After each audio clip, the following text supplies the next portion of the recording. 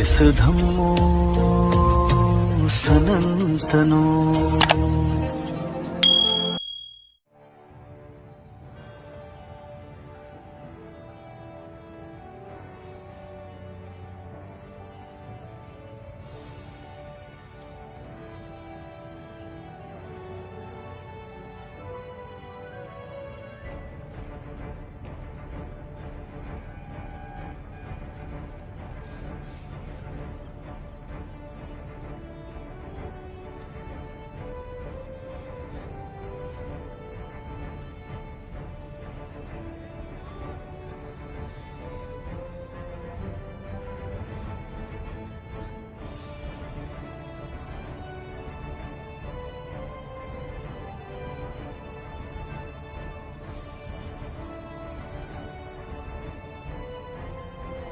साथियों को जय मूल्यवासी।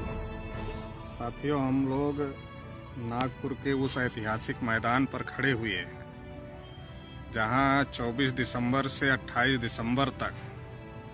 वामसेफ और भारत मुक्ति मोर्चा का राष्ट्रीय अधिवेशन होने जा रहा है।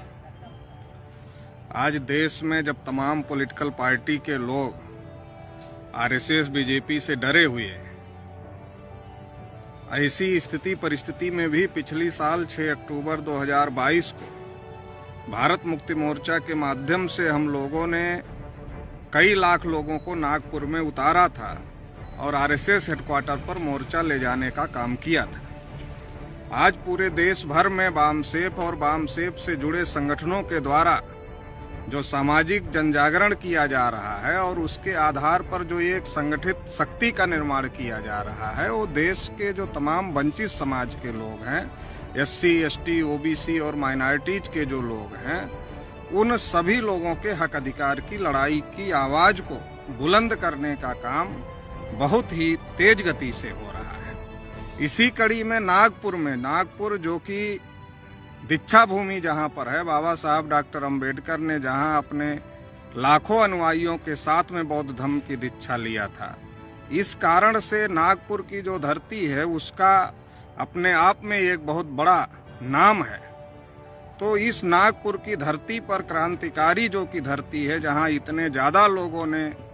बौद्ध धर्म की दीक्षा लिया था, इस धरती पर वामसेफ और भारत मुक्ति मोर्चा का राष्ट्रीय अधिवेशन 24 दिसंबर से 28 दिसंबर तक होने जा रहा है। ये अधिवेशन अपने आप में इसलिए भी महत्वपूर्ण है कि आज की तारीख में वामसेफ और भारत मुक्ति मोर्चा के पास वो ताकत है कि हम जो मुद्दे उठाते हैं वो मुद्दे नेशनल इशू बनते हैं। एक लंबे समय से जाति आधारित जनगणना और ओबीसी की जाति आधारित जनगणना संख्या के अनुपात में हिस्सेदारी का मुद्दा हम लोगों ने उठाने का काम किया। ये मुद्दा आज नेशनल इशू बन चुका है। बिहार के अंदर जाति आधारित गणना भी हुई और रिजर्वेशन भी एससी, एसटी, ओबीसी का बढ़ाया गया और देश भर में इसके लिए बड़ी लड़ाई की तैयारी वामसेफ और भारत मुक्ति मोर्चा राष्ट्रीय पिछड़ा वर्ग मोर्चा के द्वारा की जा रही है। इसी के साथ साथ अभी जो एक बहुत बड़ा ज्वलंत विषय है ईवीएम का, तो ईवीएम को लेकर के भी देश में बड़े पैमाने पर पिछले लगभग 10 सालों से जागृत करने का काम और सड़कों पर उतरकर आंदोलन करने का काम भी लगातार भारत मुक्ति मोर्चा के माध्यम से किया जा रहा है। माननीय वामन मेश्राम साहब, जो कि बहुजन क्रांति मोर्चा के राष्ट्रीय संयोजक हैं, वामसेफ के राष्ट्रीय अध्यक्ष हैं, भारत मुक्ति मोर्चा के राष्ट्रीय अध्यक्ष हैं, उनके द्वारा कश्मीर से लेकर कन्याकुमारी तक और कन्याकुमारी से लेकर कश्मीर तक ईवीएम भंडापोर परिवर्तन यात्रा भी चलाई गई और आज उनकी वजह से जो सुप्रीम कोर्ट में उन्होंने 24 अप्रैल 2017 को केस जीता, उसकी वजह से ईवीएम के साथ में पेपर ट्रेल मशीन लगी हुई है। पेपर ट्रेल से निकलने वाली पर्चियों का 100% मिलान हो, रिकाउंटिंग हो, इसको लेकर लड़ाई जारी है और हम लोग 31 जनवरी को इसको लेकर इलेक्शन कमीशन के हेडक्वार्टर पर भी मोर्चा ले जाने की तैयारी में है। इन्हीं सबके बीच में ये जिन मुद्दों को हम समाज में उठाना चाहते हैं, क्योंकि जो मेन स्ट्रीम मीडिया है वो मेन स्ट्रीम मीडिया बहुजनों के मुद्दों को, ओबीसी, एससी, एसटी, माइनॉरिटीज के मुद्दों को पटल पर नहीं लाती है, इसलिए ये जो बहुजनों का एक बहुत बड़ा मंच है लगने जा रहा है 24 दिसंबर से 28 दिसंबर तक नागपुर में, इसमें लाखों की संख्या में लोग आने वाले हैं। लगभग 55 सब्जेक्ट जो बहुजन समाज से संबंधित हैं, ओबीसी, एससी, एसटी, माइनॉरिटीज से संबंधित हैं, उस पर इसमें चर्चा होगी। 250 से 300 वक्ता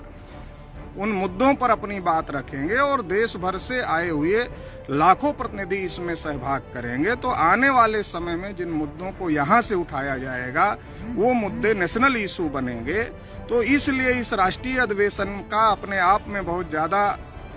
महत्व है। इसलिए देश भर में तमाम जो बहुजन समाज के लोग, चाहे वो ओबीसी समाज के हों, एससी समाज के हों, एसटी समाज के हों, या फिर अलग अलग माइनॉरिटीज के हों,